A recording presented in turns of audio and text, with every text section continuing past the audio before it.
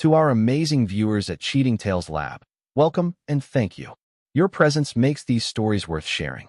We'd love to hear, which part of the world are you joining us from? Let us know. Now, let's dive into today's story. Chapter 1. The Perfect Facade. Thomas Brennan had built his life like a fortress, methodical, calculated, and impenetrable. At 38, he owned 3 successful auto repair shops across the city, each one a testament to his ability to fix what others had given up on.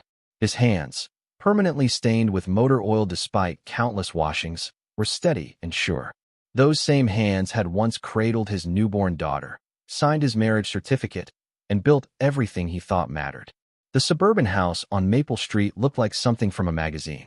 2 stories of pristine white siding, a perfectly manicured lawn, and Rebecca's prized rose garden that won the neighborhood competition 3 years running. Thomas had bought this house 7 years ago, right after Emma was born. He'd wanted his daughter to grow up somewhere safe, somewhere beautiful.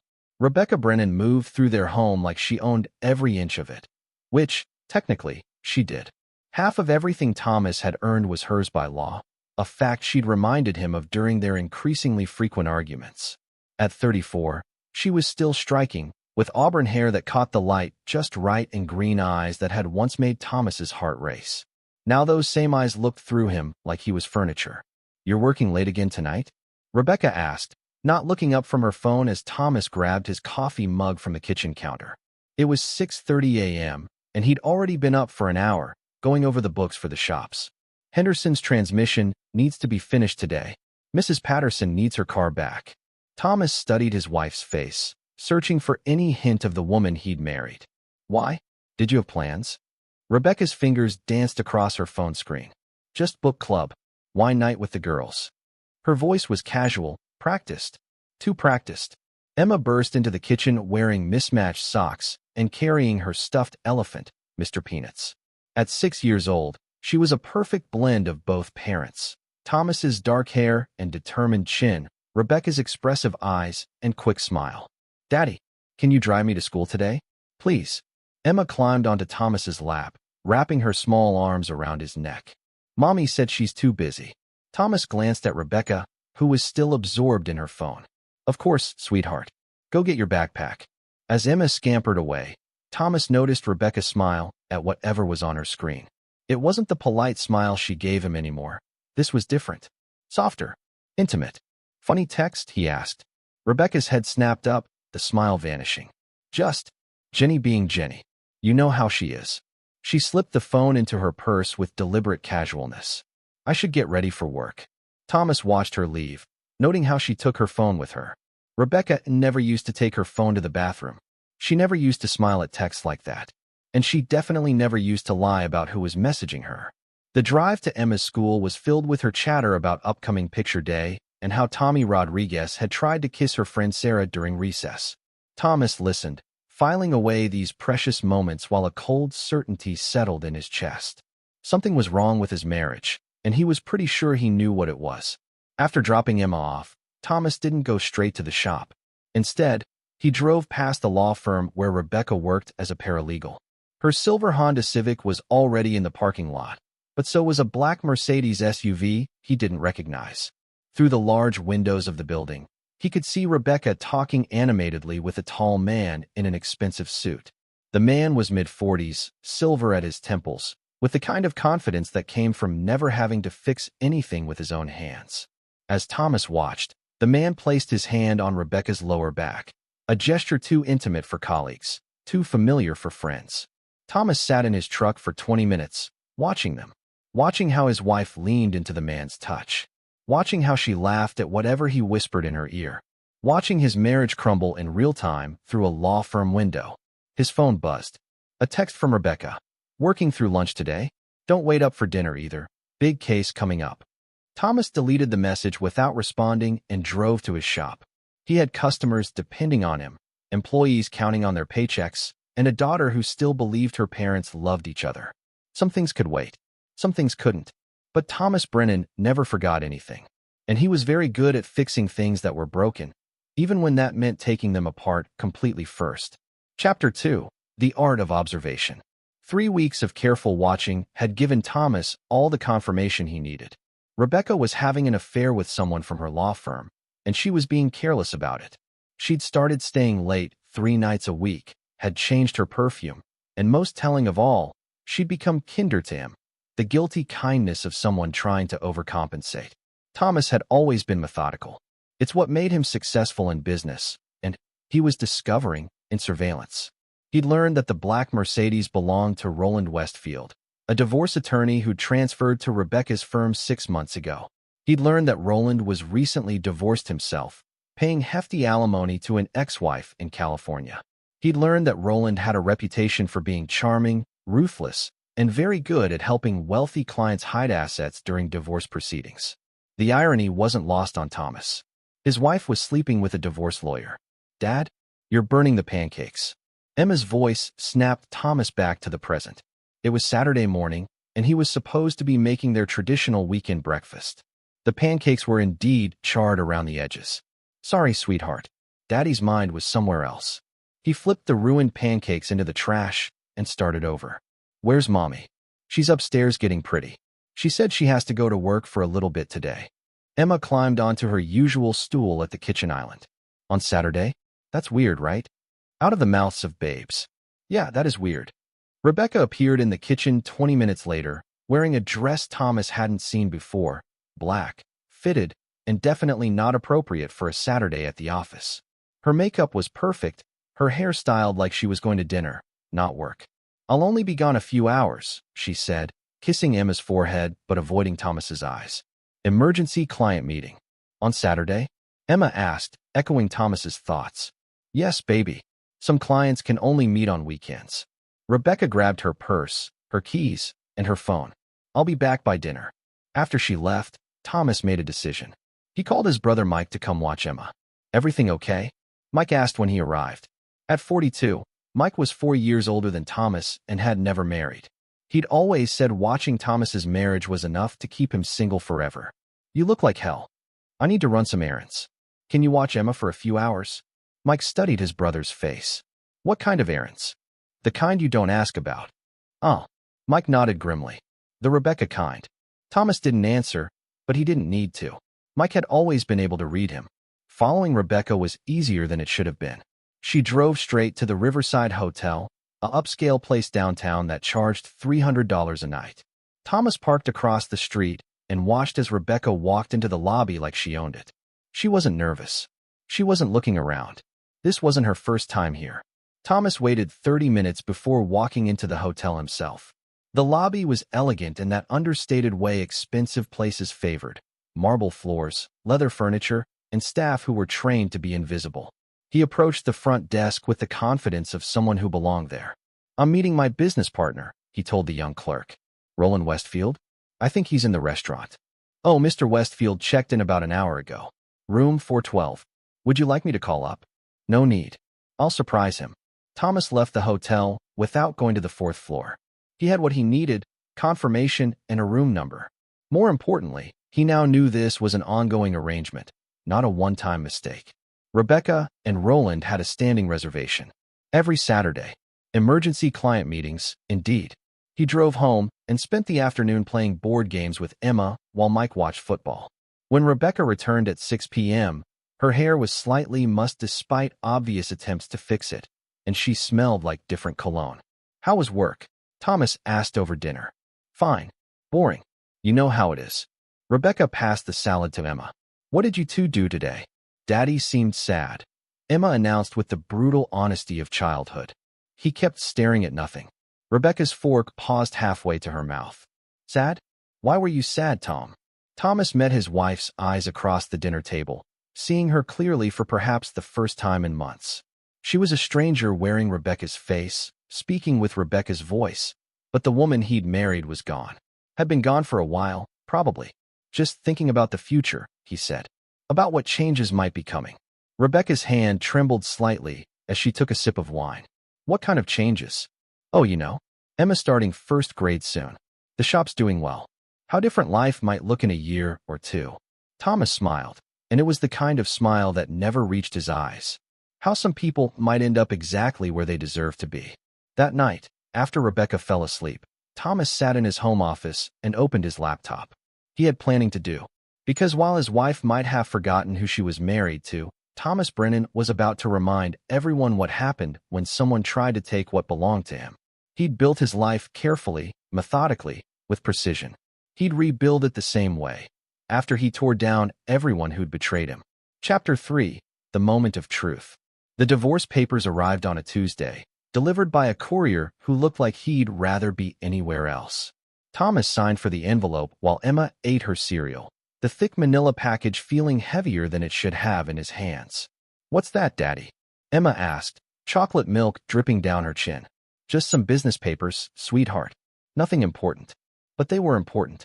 47 pages of legal document that essentially said his wife wanted to take half of everything he'd built and walk away with her lawyer boyfriend. The papers were thorough, professionally prepared, and devastating in their efficiency. Thomas read them twice before calling in sick to work, something he hadn't done in 3 years. He spent the day going through every page with a magnifying glass, making notes, understanding exactly how Rebecca and Roland planned to destroy him. They'd been very clever. The papers requested temporary spousal support, half of all business assets, primary custody of Emma, and the house. They also contained a detailed list of Thomas's assets that was suspiciously accurate, almost like someone with access to his home office had been feeding information to someone else. Rebecca came home that evening with takeout Chinese food and a guilty smile. "I thought we could have a nice family dinner," she said, unpacking containers of Emma's favorite sweet and sour chicken. "Sometimes it's nice to not cook, you know." Thomas watched her bustle around the kitchen, setting out plates and napkins with the careful enthusiasm of someone performing a part. She'd been practicing this scene, he realized. Probably with Roland. Emma chattered through dinner about her day at school, blissfully unaware that her parents were watching each other like gladiators. Rebecca kept glancing at Thomas, clearly waiting for him to mention the papers. When he didn't, her anxiety became almost palpable. "I'm going to give Emma her bath," Rebecca announced after dinner. "Maybe we can talk afterward?" "Sure," Thomas said mildly. "I'll clean up here."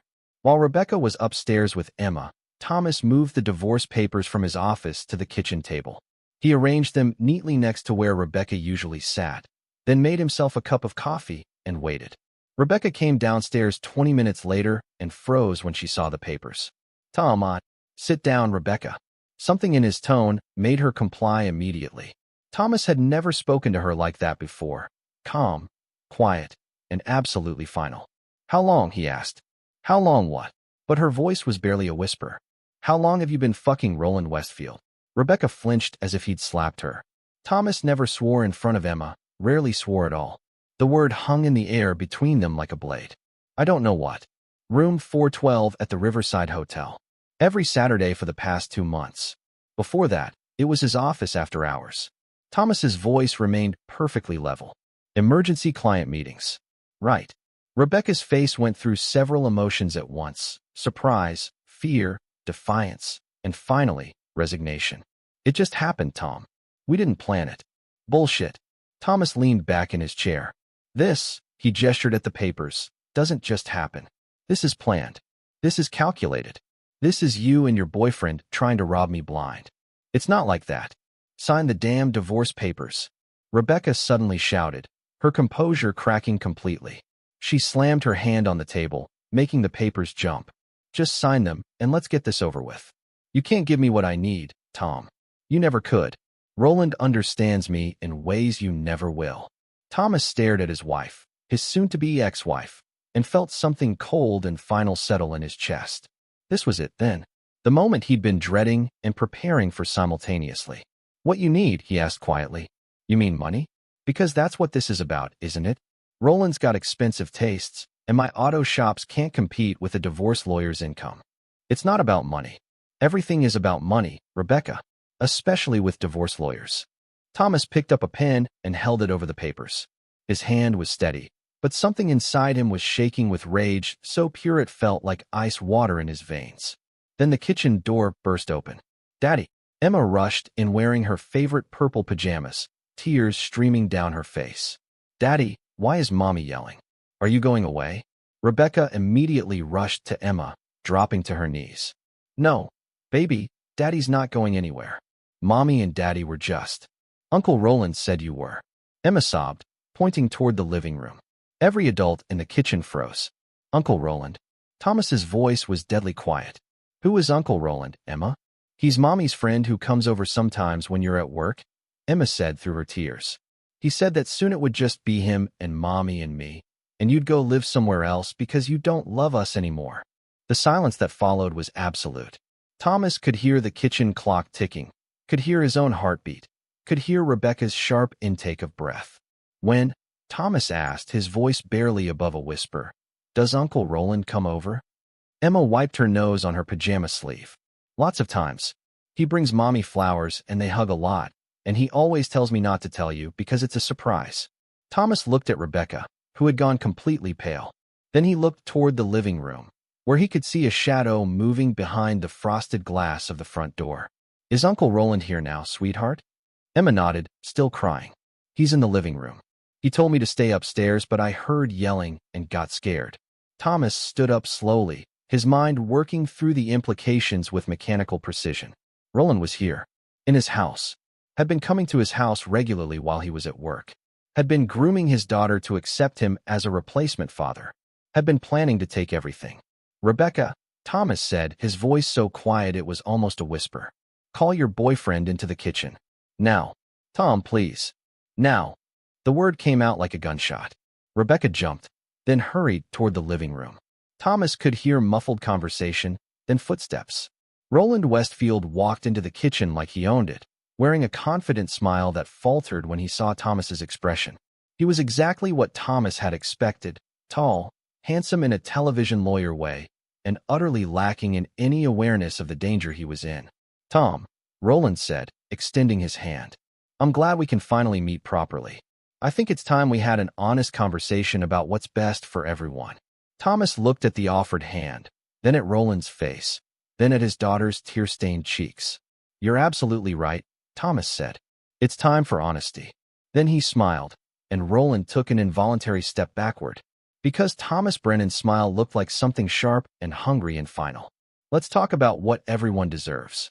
Chapter 4, The Reckoning. Thomas had been wrong about one thing. Roland Westfield wasn't stupid. Arrogant, yes. Entitled, absolutely.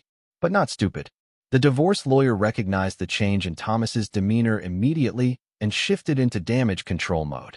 Listen, Tom, I know this is difficult, Roland said, keeping his voice measured and professional. But we're all adults here.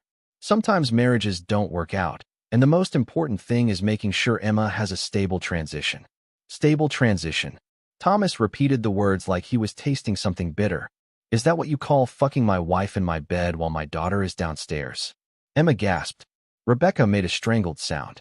Roland's practiced composure cracked just slightly. Tom, please. Emma doesn't need to hear. Emma doesn't need to hear a lot of things. Thomas cut him off. She doesn't need to hear her mother's boyfriend telling her that her father is going away. She doesn't need to be coached to keep secrets from me.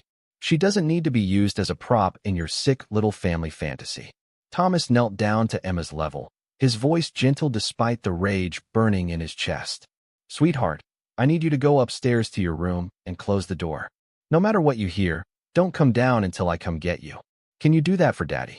Emma nodded solemnly, sensing the gravity of the moment even if she didn't understand it. She hugged Thomas tightly around the neck. I love you, Daddy, she whispered. I love you too, baby. More than anything in the whole world. After Emma's footsteps faded up the stairs, Thomas turned back to Roland and Rebecca.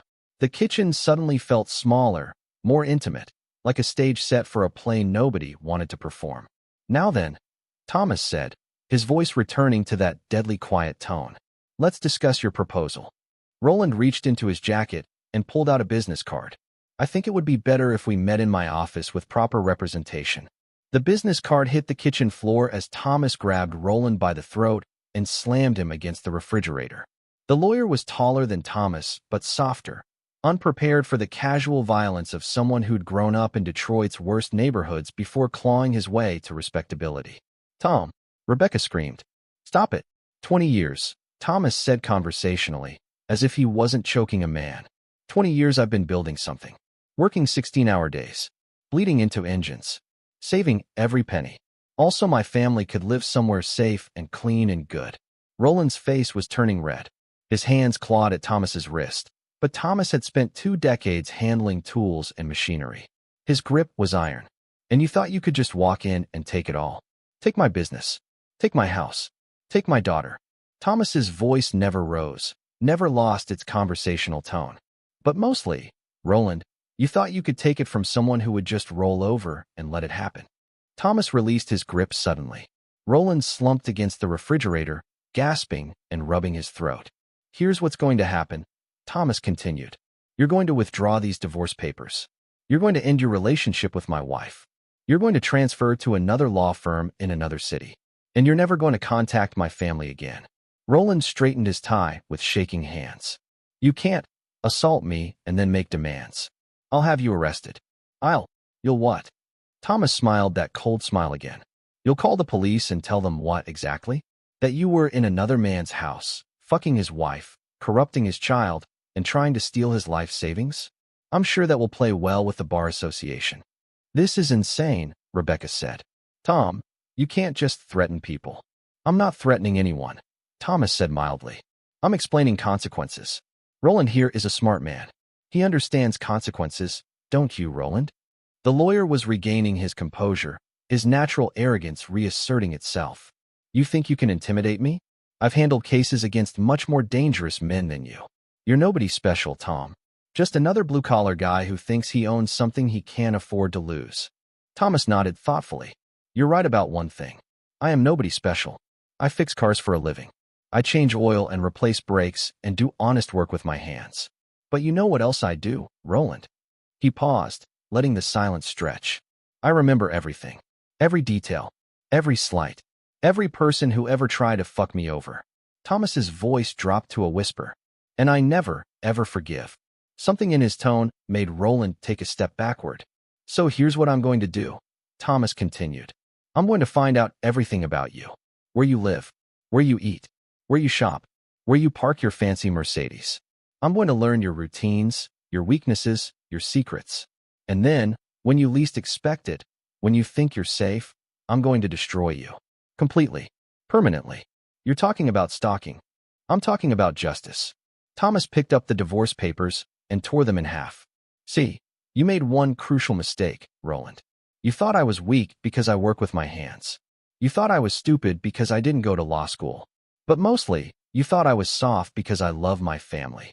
Thomas threw the torn papers at Roland's feet. You confused kindness with weakness. It's a mistake you'll only make once. Roland looked at Rebecca, clearly expecting her to say something, to defend him, to choose sides. But Rebecca was staring at her husband like she was seeing him for the first time, and what she saw scared her. This isn't over, Roland said finally, straightening his jacket. You can't threaten an officer of the court and expect. Get out. The words were spoken so quietly that Roland almost didn't hear them. But the weight behind them was unmistakable. I said get out. Now. Before I do something we'll both regret. Roland left. Thomas could hear the front door slam. Could hear the Mercedes engine start. Could hear his enemy retreating for now. Rebecca remained in the kitchen, tears streaming down her face. Tom, don't. Please, let me explain. There's nothing to explain. Thomas looked at his wife with the same expression he might give a stranger. You made your choice. You chose him. You chose his money and his promises and his lies. You chose to betray everything we built together. It wasn't like that. It was exactly like that. Thomas walked to the kitchen window and looked out at the rose garden Rebecca had tended so carefully. You want a divorce? Fine. You'll get one. But it won't be on his terms. It won't be on your terms. It will be on mine. What does that mean? Thomas turned to face his wife one last time. It means you should have been more careful who you chose to betray. Because I don't forgive, Rebecca. And I never forget. Chapter 5. The Art of War. Thomas spent the next 3 days planning with the methodical precision that had made his auto shop successful.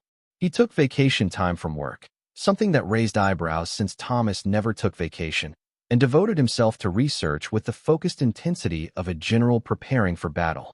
Roland Westfield lived in a penthouse apartment downtown, drove a leased Mercedes SUV, and maintained a lifestyle that was slightly beyond his means. The lawyer was good at his job, but better at appearances, the type of man who valued image over substance. Thomas learned Roland's schedule by following him, learned his habits by observation, and learned his weaknesses by patience. More importantly, Thomas learned about Roland's ex-wife in California. Diane Westfield had been married to Roland for 12 years before discovering his affairs, plural. The divorce had been vicious, and Roland had used every legal trick to minimize his alimony payments.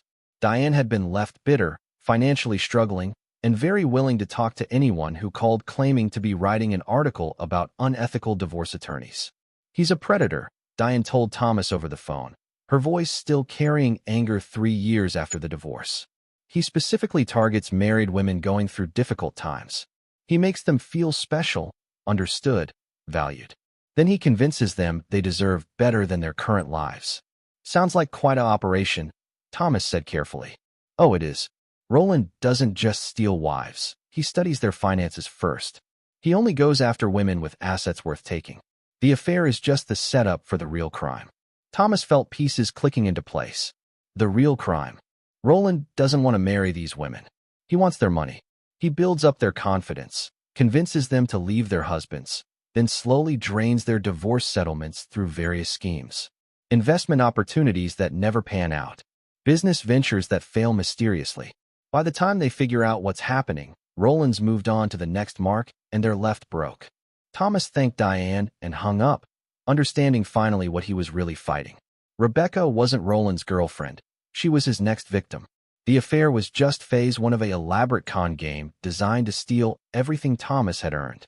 The realization should have made him feel better. Instead, it made him feel colder. Because Rebecca had still chosen to betray him.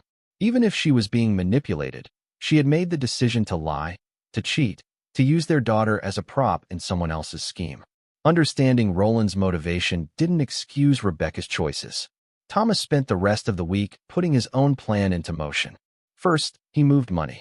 Not illegally. Thomas was many things, but stupid wasn't one of them. He liquidated some investments, restructured business accounts, and transferred funds to places where they would be harder to find during divorce proceedings. If Roland wanted to play financial games, Thomas would make sure the playing field was level. Second, he hired a private investigator. Not one of the fancy downtown firms that charged luxury rates, but a former police detective named Carmen Rodriguez who worked out of a strip mall office and specialized in catching cheating spouses. Carmen was thorough, discreet, and had no patience for lawyers who thought they were smarter than everyone else. "I'll get you photos, videos, financial records, the works," Carmen promised. "But what are you planning to do with all this evidence?" "I'm planning to destroy him," Thomas said simply.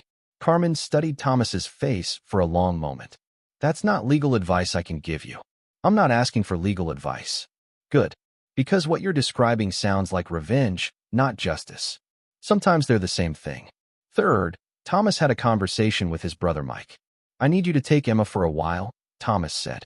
They were sitting in Mike's kitchen, drinking beer and pretending this was a normal Tuesday evening conversation.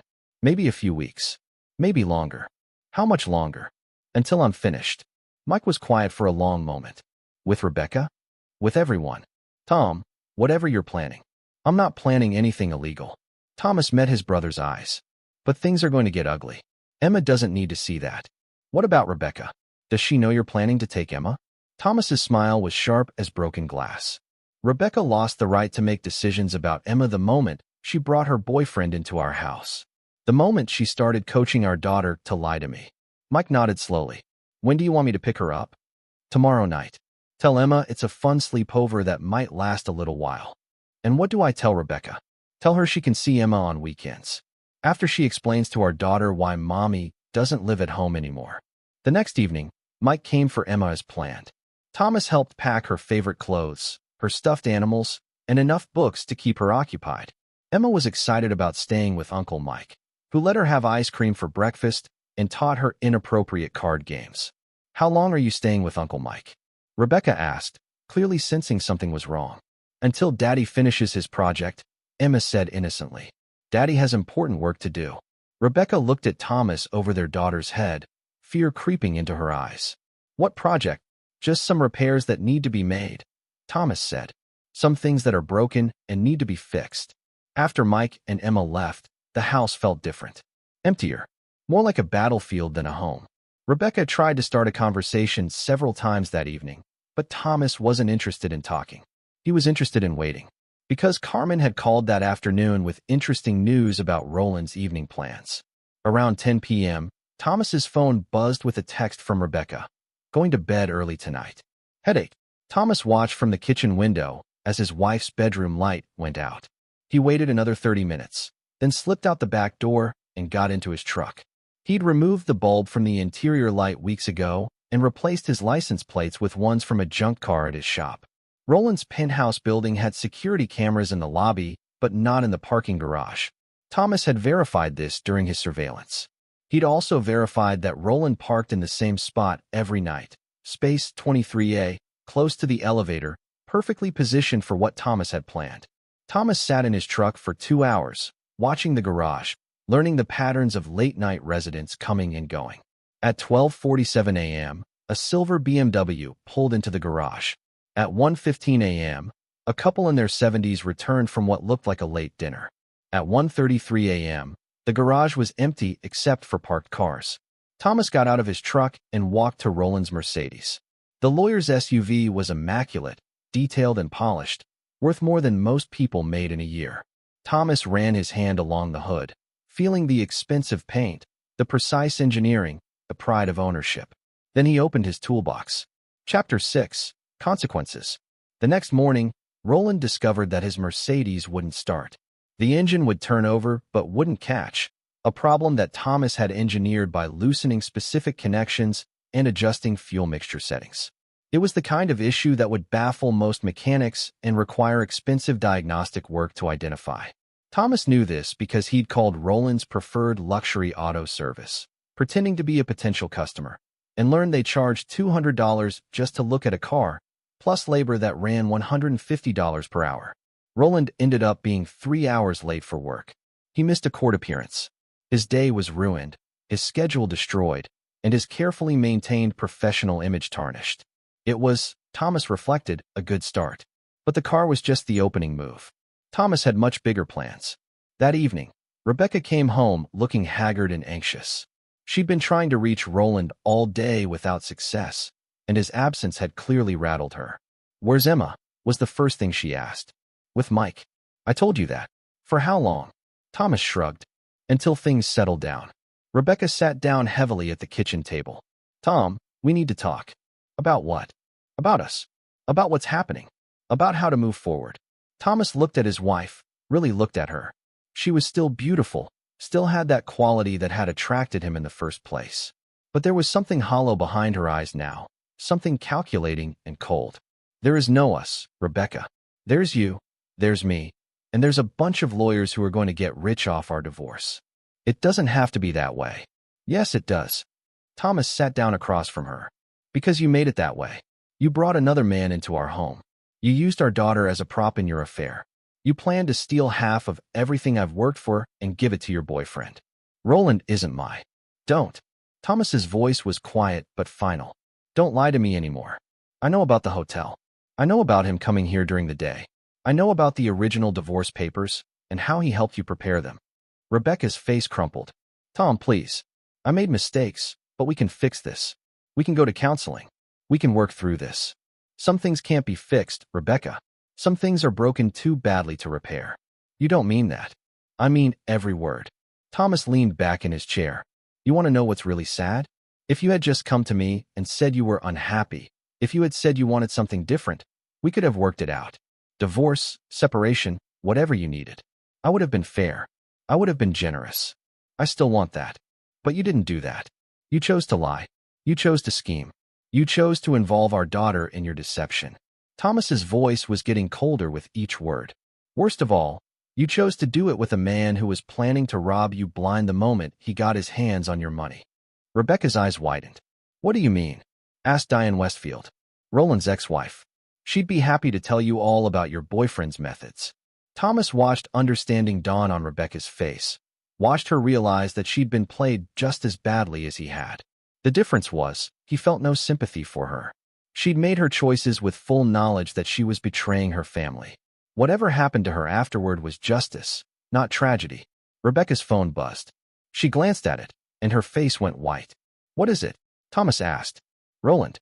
He says He says we need to talk. Tonight. He sounds angry. Trouble in paradise? Rebecca looked at Thomas with something approaching desperation. What did you do? I didn't do anything to Roland. Thomas's smile was thin and sharp. Yet, an hour later, Roland's Mercedes pulled into the driveway. Thomas watched from the living room window as the lawyer stormed toward the front door, his face dark with rage. Rebecca. Roland's voice carried through the house as he burst through the front door without knocking. Where the hell have you been? I've been calling all day. My phone was on silent, Rebecca said, hurrying to meet him. What's wrong? You look. Your husband fucked with my car. Roland's eyes found Thomas, who was standing calmly in the living room doorway. $800 in diagnostic fees and repair work. $800 because this bastard can't accept that his marriage is over. I don't know what you're talking about, Thomas said mildly. Car trouble? That's unfortunate. Maybe you should buy American next time. Roland took a step toward Thomas, his hands clenched into fists. You think you're clever? You think some childish vandalism is going to scare me off? I think you should be more careful where you park, Thomas replied. Lots of crime in downtown garages these days. This isn't over. Yes, it is. The words came out so quietly that everyone in the room froze. Thomas stepped into the living room, moving with the calm deliberation of someone who had reached a final decision. It's over, Roland. Your little con game, your affair with my wife, your plan to steal my money, all of it ends tonight. You don't scare me, Roland said, but his voice lacked conviction. I should. Thomas smiled, and it was the most frightening expression Roland had ever seen. Because tomorrow morning, every lawyer in the city is going to receive a very interesting package. Photos of you and Rebecca together. Financial records showing your pattern of targeting married women. Testimony from your ex-wife about your methods. Roland's face went pale. You can't. I can. I have. And that's just the beginning. Thomas pulled an envelope from his pocket. This contains copies of everything Carmen Rodriguez has collected on you over the past week. Your routine, your apartment building's security schedule, your patterns of behavior. Thomas tossed the envelope at Roland's feet. You see, Roland, you made the same mistake everyone makes when they try to fuck with me. You assumed I was weak. You assumed I was stupid. You assumed I would just take it and walk away. Thomas's voice was getting quieter with each word. But I'm not weak. I'm not stupid. And I never, ever walk away. Roland bent to pick up the envelope with shaking hands. As he flipped through the photos and documents inside, his face went from pale to gray. How did you? I told you. I remember everything. And I never forgive. Thomas looked at Rebecca, who was pressed against the wall, watching the conversation with growing horror. Both of you are going to learn what that means. Roland straightened up, trying to regain his composure. You're talking about harassment. Stalking. These are crimes. So is adultery. So is conspiracy to commit fraud. So is using a child as an accessory to deception. Thomas shrugged. We're all criminals here, Roland. The difference is, I'm better at it than you are. The silence that followed was broken by the sound of Roland's phone buzzing. Then Rebecca's. Then Roland's again. You might want to check those, Thomas suggested. I imagine they're from colleagues who have some questions about the photos that started circulating an hour ago. Roland and Rebecca both looked at their phones simultaneously. Thomas watched their faces crumble as they read message after message, saw their professional and personal worlds collapsing in real time. This is, Roland started to say, this is what happens when you forget who you're dealing with, Thomas finished. And it's only the beginning. Chapter 7, The Hunter and the Hunted. The next 3 days passed like a fever dream. Roland's law firm suspended him pending investigation into his conduct. Rebecca was fired from her paralegal position after explicit photos of her and Roland surfaced on social media. The Bar Association opened an ethics inquiry. The local legal community, always hungry for scandal, devoured every detail with relish. Thomas went to work each day like nothing had happened, servicing cars and managing his shops with the same methodical efficiency he'd always shown. But in the evenings, he continued his campaign with surgical precision. Roland's credit cards started getting declined. His gym membership was canceled due to inappropriate behavior complaints. His favorite restaurant received an anonymous tip about his habit of not tipping service staff. His apartment building's management company got several noise complaints about loud parties that never actually happened. Each incident was small, explainable, deniable. But together, They created a pattern of chaos that followed Roland everywhere he went. Rebecca tried talking to Thomas twice. The first time, he simply walked away. The second time, he listened to her plead for mercy, for understanding, for a chance to make things right. When she finished, he looked at her with the expression of someone observing an interesting, but ultimately meaningless insect. "You're confused about something, Rebecca," he said. "You think this is about forgiveness. It's not. This is about consequences." "Tom, please. I know I made mistakes." "You didn't make mistakes. You made choices. You chose to lie to me every day for months. You chose to bring another man into our home. You chose to use our daughter to cover your tracks." Thomas's voice was perfectly calm. "I'm simply making sure you experience the appropriate consequences for those choices." "What about Emma? What about our daughter?" "Emma is fine. She's safe with Mike, away from whatever pathetic drama you and Roland are going to create when your little world finishes collapsing. She needs her mother. She needs stability. She needs honesty. She needs to be protected from people who would use her as a prop in their schemes." Thomas studied Rebecca's face. "You stopped being her mother the moment you decided your affair was more important than her well-being." That evening, Thomas received a call from Carmen Rodriguez. "Your boy Roland is getting desperate," she reported. "He hired a private investigator of his own. Wants evidence that you're harassing him. Find anything interesting?" "Nothing admissible. You've been very careful." Carmen paused. "But I've got to ask, how far are you planning to take this?" "As far as necessary." "That's not an answer. It's the only answer you're going to get." Carmen was quiet for a moment. "I've been doing this for 15 years, Tom. I've seen a lot of men go down paths they couldn't come back from. Just be smart about whatever you're planning." Thomas hung up and sat in his empty house, thinking about paths and consequences and the point of no return. He'd already crossed several lines he'd never thought he'd cross. The question was how many more he was willing to cross. His phone buzzed with a text message from an unknown number. "We need to meet.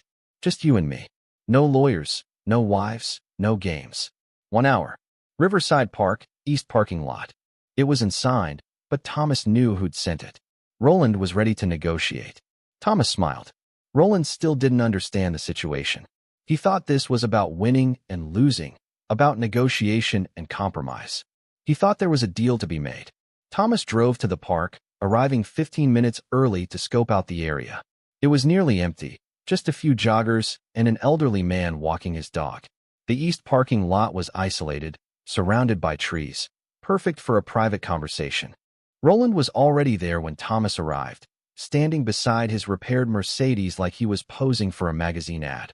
Even in crisis, the lawyer couldn't resist staging his appearance. "Tom." Roland nodded as Thomas approached. "Thanks for coming. What do you want, Roland?" "I want to end this. Whatever game you're playing, whatever point you're trying to make, you've made it.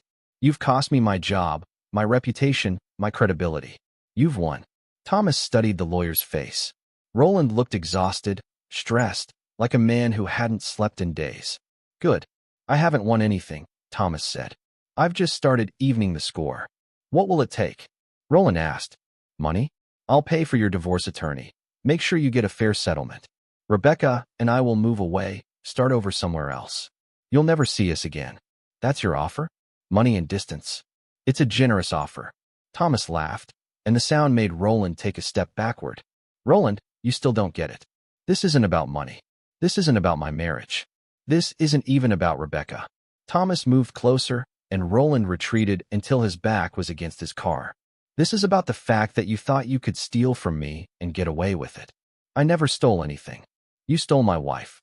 You stole my daughter's sense of security. You stole months of my life while you planned your little con game." Thomas was standing close enough now that Roland could smell motor oil and honest sweat. "Most importantly, you stole my peace of mind. And that, Roland, is something I can never get back. So what happens now?" Thomas smiled, and Roland saw his own death in that expression. Now you learn what it means to mess with someone who has nothing left to lose." Thomas pulled something from his jacket pocket, a small digital recorder. "Did you know that Rebecca keeps a diary? Very detailed, very explicit. Names, dates, places, positions." Thomas held up the recorder. "She also talks in her sleep. Amazing what you can learn when someone trusts you completely." Roland's face went white. "You can't." "I can. I have. In fact, Copies of these recordings are already in the hands of several very interested parties. Your ex-wife's attorney, for instance. Turns out Diane is considering a lawsuit against you for fraud during your divorce proceedings. These recordings should provide excellent evidence.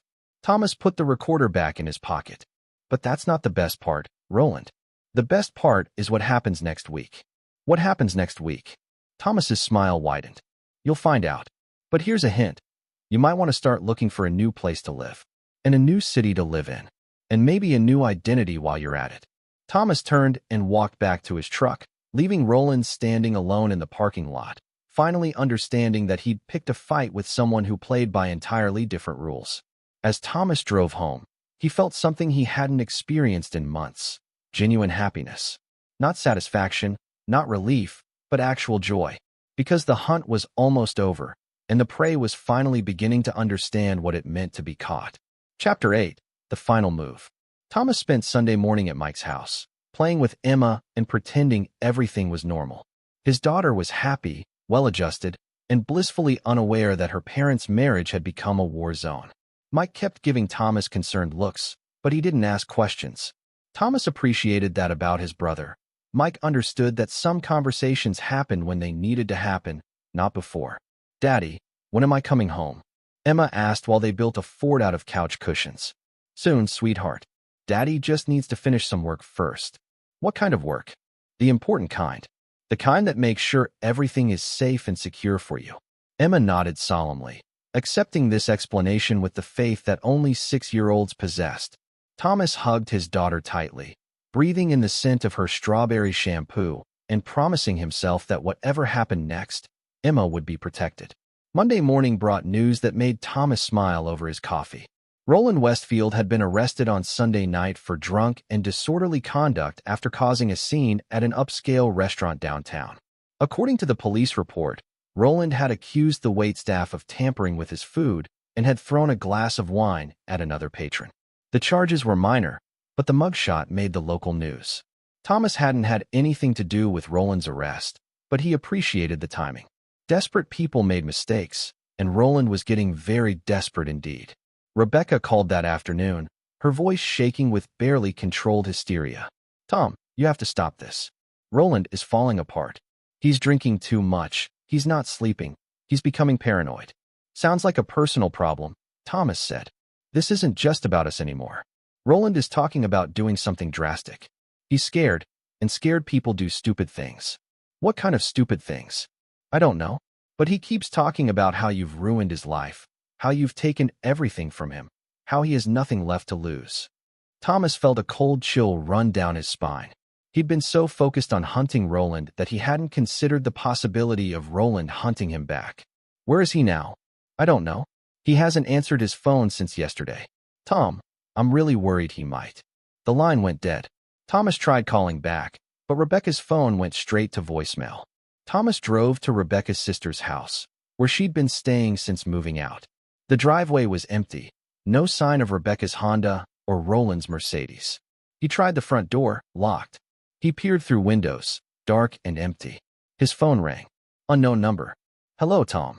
Roland's voice was slurred, thick with alcohol and something else. "Something dangerous." "Where are you, Roland?" "Someplace private. Someplace where we can have a real conversation without interruption." "What do you want?" "I want you to understand something, Tom. You think you're smart. You think you've won. But you made one crucial mistake." Thomas was already moving toward his truck, keys in hand. "What mistake?" "You forgot that desperate men are capable of anything. And you made me very, very desperate." The line went dead. Thomas tried calling back. The number was blocked. He tried Rebecca's phone again, still voicemail. He called Mike to make sure Emma was safe. She was, but Mike could hear the tension in Thomas's voice. "What's going on?" Mike asked. "I may have pushed someone too far," Thomas admitted. "Keep Emma inside tonight. Lock the doors. If anyone comes around asking questions, call the police first and me second." "Tom, what have you done?" "What I had to do. But I may have miscalculated the consequences." Thomas drove through the city for 2 hours, checking every place he could think of where Roland might take Rebecca. The lawyer's apartment building, the hotel where they'd met, the law firm, even the restaurant where Roland had been arrested. Nothing. At 9 p.m., his phone buzzed with a text message. Riverside Park. East parking lot. Come alone, or Rebecca gets hurt. Thomas stared at the message, understanding finally that the game had changed. This was no longer about revenge or justice or consequences. This was about survival. He drove to the park slowly, thinking through possibilities and outcomes. Roland was drunk, desperate, and probably armed. Rebecca was either a willing participant or an unwilling hostage. Either way, Thomas was walking into a trap. But he was going anyway, because despite everything Rebecca had done, despite all the lies and betrayals, she was still Emma's mother. And Thomas would not let his daughter grow up knowing that her father had abandoned her mother when she needed help. The east parking lot was empty except for Roland's Mercedes, parked in the same spot where they'd met days earlier. Thomas parked 50 yards away and approached on foot, every sense alert for danger. Roland was leaning against his car, drinking from a bottle of expensive whiskey. He was disheveled, unshaven, wearing the same clothes he'd had on in his mugshot. But his eyes were clear and focused, tracking Thomas's approach with predatory intensity. "Where's Rebecca?" Thomas asked. "Safe. For now." Roland took another drink. "You know, Tom, I've been thinking about our conversation the other day. About consequences and choices and people getting what they deserve. Where is she, Roland? You were right about something. I am a predator. I do target vulnerable women. I do manipulate them for money." Roland's smile was sharp and broken. "But you know what? I'm good at it. Really good. And I was having a very successful career until you decided to play detective." Thomas moved closer, noting the way Roland's hand rested near his jacket pocket. "This doesn't have to escalate, doesn't it?" Roland laughed, and the sound was harsh and bitter. "You've destroyed my career, my reputation, my future. You've made it impossible for me to practice law anywhere in the state. You've cost me everything I've worked for. You cost yourself everything when you decided to steal from me." "I didn't steal anything." Roland's voice rose to a shout. "I provided a service. I helped unhappy women escape unsatisfying marriages. I gave them what they wanted, freedom, excitement, a chance at something better. And then you robbed them blind. And then I helped them invest their money in opportunities that didn't work out. That's not stealing, Tom. That's just business." Thomas was close enough now to see the madness lurking behind Roland's eyes, the desperate rationalization of a man who'd convinced himself that his victims had deserved what happened to them. "Where's Rebecca?" Thomas asked again. Roland reached into his jacket and pulled out a small pistol, chrome-plated, probably expensive, definitely loaded. He held it casually, like it was a phone or a wallet. "Rebecca is learning about consequences too, Tom. She's learning what happens when you pick the wrong man to trust. If you hurt her, you'll what? Destroy my life? Ruin my career? Take away everything I care about." Roland laughed again. "Too late, Tom. You already did all that." The gun was pointing at Thomas now, steady despite Roland's intoxication. "But here's the thing about having nothing left to lose," Roland continued. "It makes a man very, very dangerous. Because when you've lost everything anyway, what's the point of restraint?" Thomas stood perfectly still, calculating distances and possibilities. Roland was 10 feet away, drunk but alert, armed and clearly past the point of rational thought. The smart play was to talk him down, to find a way to de-escalate the situation. But Thomas Brennan had never been interested in smart plays when someone threatened his family. "You're right about one thing, Roland," Thomas said calmly. "Men with nothing to lose are very dangerous." Then he smiled, and Roland saw something in that expression that made his blood freeze. "The difference is, I learned that lesson a long time ago. You're just figuring it out now." Chapter 9. The Price of Justice. What happened next lasted less than 30 seconds, but would define the rest of Thomas Brennan's life. Roland, despite his drunken state, was quick enough to track Thomas's movement as he dove to the left. The first gunshot split the night air, missing Thomas by inches and shattering the windshield of a parked car. The second shot went wide as Thomas rolled behind a concrete barrier. But Thomas hadn't survived 3 tours in Afghanistan by hiding behind cover. While Roland was firing wild shots into the darkness, Thomas was moving, fast, silent, and deadly.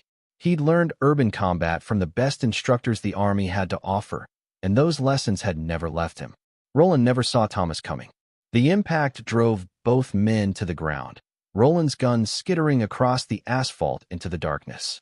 They rolled, fought, each man driven by pure desperation. Roland had youth and height on his side, but Thomas had experience and the cold fury of someone defending his family. The fight ended when Thomas wrapped his hands around Roland's throat and squeezed with the methodical pressure of someone who'd done this before. Roland clawed at Thomas's wrists, gasped for air, tried to buck him off. But Thomas had made his decision, and Thomas Brennan never changed his mind once a decision was made.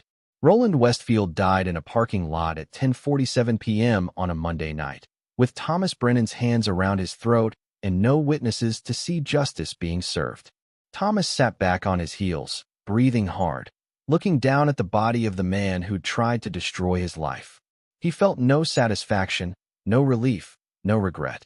He felt empty, like something essential had been hollowed out of him and could never be replaced. Then he remembered Rebecca. It took 20 minutes to find her. Roland had tied her up and left her in the trunk of his Mercedes, gagged but unharmed. She was terrified, crying, clearly expecting to die. When Thomas opened the trunk and cut her bonds, she fell into his arms, sobbing with relief. "Tom, oh God, Tom, he was going to kill me. He said he was going to kill you first, then me, then himself. He said if he couldn't have his life back, nobody could have anything." Thomas held his wife, his ex-wife, and felt absolutely nothing. No love, no anger, no forgiveness, no hate. Just emptiness where those emotions used to live. "It's over," he said simply. The next hour was the most important of Thomas's life. He called 911, reported that he'd been attacked by an armed man who'd kidnapped his wife, and that he'd defended himself when the man tried to kill them both. He mentioned Roland's recent arrest, his drinking problem, his professional troubles, his threats.